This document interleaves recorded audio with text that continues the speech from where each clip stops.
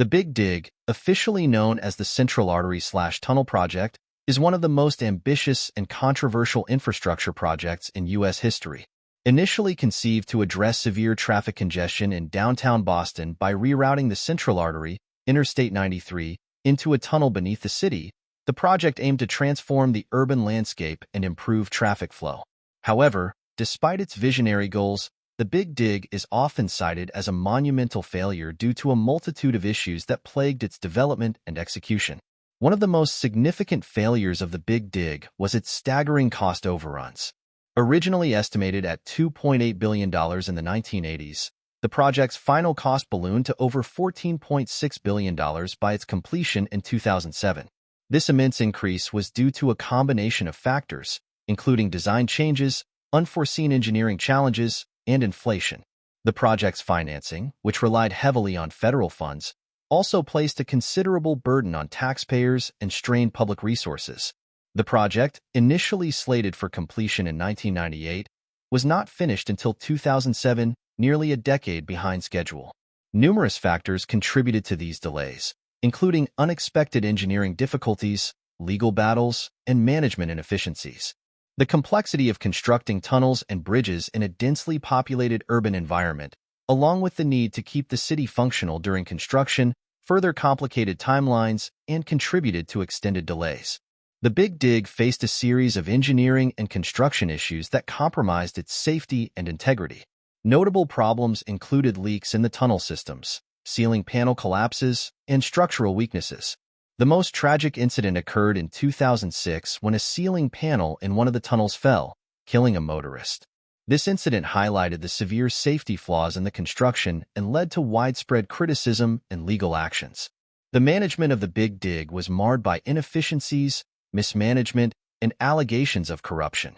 The project's complexity required coordination among multiple contractors, government agencies, and stakeholders, which often resulted in miscommunication and poor oversight. Additionally, there were several instances of fraud and corruption, with contractors overbilling and cutting corners to maximize profits. These practices not only inflated costs, but also compromised the quality of the construction. While the Big Dig aimed to alleviate traffic congestion and improve the urban environment, its construction had significant environmental and social impacts. The project disrupted local communities, caused significant noise and air pollution, and led to the displacement of residents and businesses. Although the final project included parks and green spaces intended to enhance the urban landscape, the prolonged construction period and associated disruptions caused considerable hardship for many Bostonians. The Big Dig, despite its grand vision and the eventual improvement it brought to Boston's traffic flow and urban environment, is often viewed as a cautionary tale of how large-scale infrastructure projects can go awry. The project's severe cost overruns, delays, engineering problems, management issues, and environmental impacts underscore the importance of careful planning, transparent management, and stringent oversight in public works projects. While the Big Dig ultimately achieved some of its intended goals, the numerous failures associated with its execution serve as critical lessons for future infrastructure endeavors.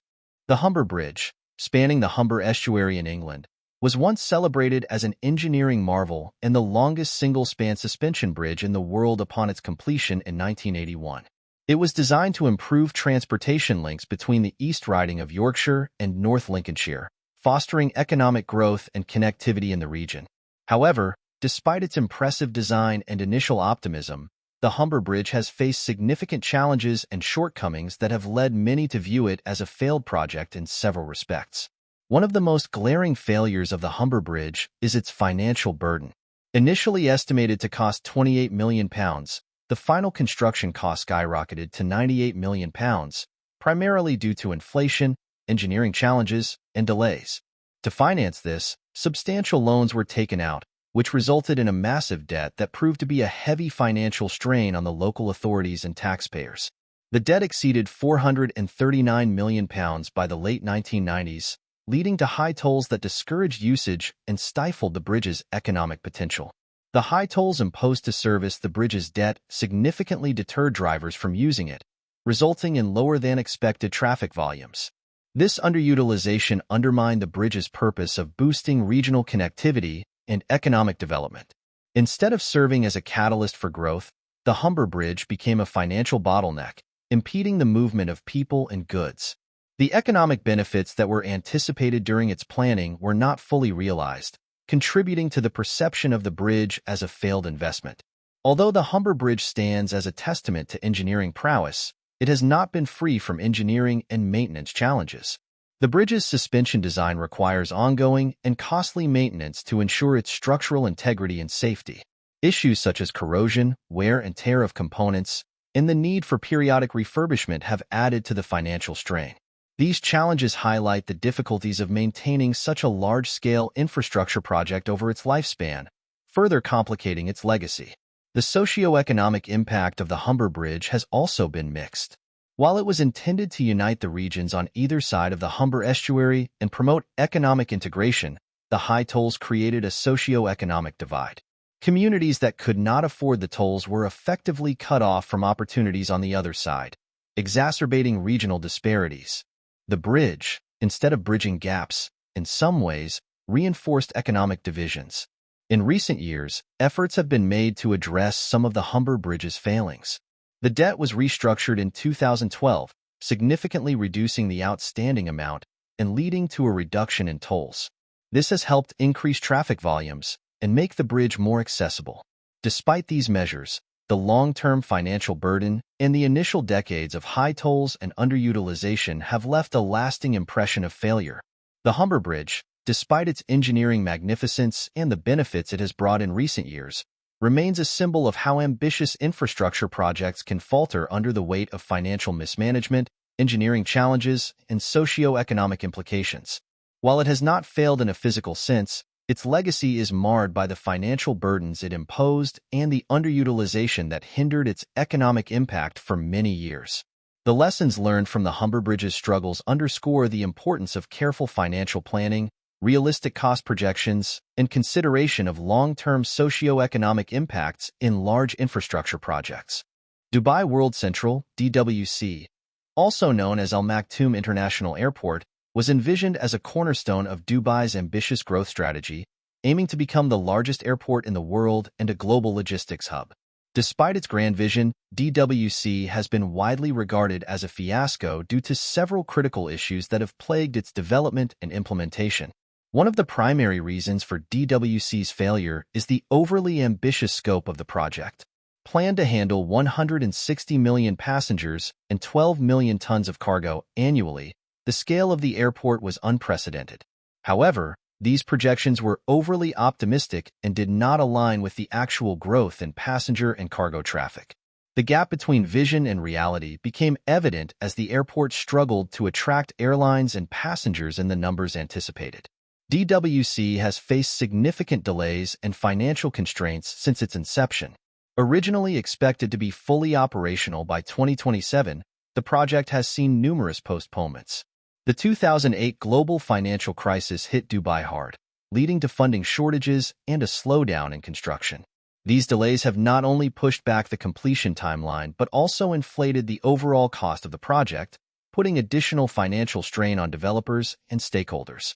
Dubai International Airport, DXB, already established as one of the world's busiest airports, has posed substantial competition to DWC. With its strategic location, well-established infrastructure, and strong airline partnerships, DXB continues to dominate air traffic in the region. Airlines and passengers have shown a preference for the convenience and familiarity of DXB, making it difficult for DWC to gain traction and attract significant traffic. The demand for DWC's services has not materialized as expected. The airport has struggled to attract both passenger airlines and cargo operators. Many airlines have been reluctant to move their operations to DWC due to its relatively remote location, lack of amenities compared to DXB, and the additional logistical complexities involved. This lack of demand has led to vast underutilization of the expansive facilities at DWC. Strategic missteps have also contributed to DWC's challenges. The initial focus on cargo operations failed to account for the shifting dynamics of the global logistics market, where competition and technological advancements have outpaced the original planning. Additionally, the decision to prioritize luxury and business travel sectors, without sufficient groundwork to attract these high-end clients, further hindered the airport's ability to establish itself as a preferred destination. The environmental and social impact of DWC cannot be overlooked. The construction of such a massive infrastructure project has led to significant environmental disruption, including habitat destruction and increased carbon emissions. Moreover, the displacement of local communities and the strain on Dubai's urban infrastructure have raised concerns about the broader social costs of the project. Dubai World Central, despite its grand vision and strategic importance, has faced numerous challenges that have led to its characterization as a fiasco. Unrealistic ambitions, financial constraints, competition from Dubai International Airport, insufficient demand, strategic missteps, and environmental and social impacts have all contributed to its struggles. The lessons learned from DWC highlight the importance of realistic planning, adaptable strategies, and careful consideration of market dynamics and environmental factors in the development of mega infrastructure projects. While DWC may still have potential, its journey thus far serves as a cautionary tale of the complexities and risks involved in such ambitious endeavors. The Kostolac B3 power plant in Serbia, part of the broader Kostolac power plant complex, was intended to bolster Serbia's energy production and reduce reliance on imported electricity. Despite these goals, the project has been widely considered a fiasco due to a range of issues that have emerged since its inception. One of the most prominent criticisms of the Kostolac B3 power plant is its significant environmental impact. As a coal-fired power plant, B3 contributes substantially to air pollution, emitting large quantities of carbon dioxide, sulfur dioxide, nitrogen oxides, and particulate matter. These emissions have severe implications for local air quality and public health, leading to respiratory problems and other health issues among the nearby population. Moreover, the plant's reliance on coal contradicts global efforts to reduce carbon emissions and combat climate change. The project has faced numerous regulatory and legal challenges. Environmental organizations and local communities have raised concerns about the plant's compliance with national and international environmental standards. Allegations of insufficient environmental impact assessments and inadequate public consultation have further complicated the project. Legal battles over these issues have delayed construction and added to the overall uncertainty surrounding the plant's future. Financial mismanagement has also plagued the Kostolac B3 power plant. The project has experienced significant cost overruns, with the final expenses far exceeding initial estimates. This financial strain has put pressure on both the Serbian government and the state-owned energy company, EPS, which operates the plant. Additionally, funding arrangements and contracts, particularly with Chinese companies involved in the construction, have faced scrutiny and criticism for lack of transparency and potential unfavorable terms for Serbia. Operational inefficiencies have further tarnished the reputation of the Kostolac B3 power plant. Technical problems during construction and initial operations have led to frequent outages and maintenance issues, undermining the plant's reliability and effectiveness. These inefficiencies have hampered the plant's ability to contribute consistently to Serbia's energy grid, casting doubt on its long-term viability and cost-effectiveness. The social impact of the Kostolac B3 power plant has also been a point of contention.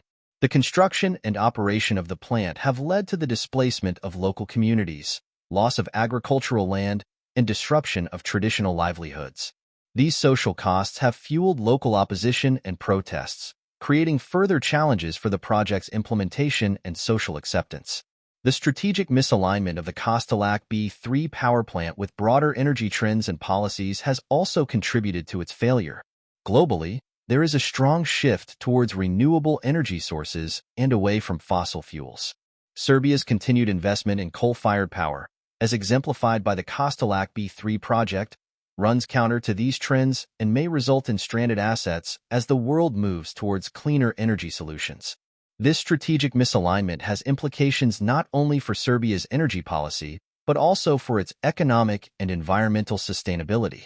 The Kostolac B3 power plant, despite its intended benefits for Serbia's energy security, has been widely regarded as a fiasco.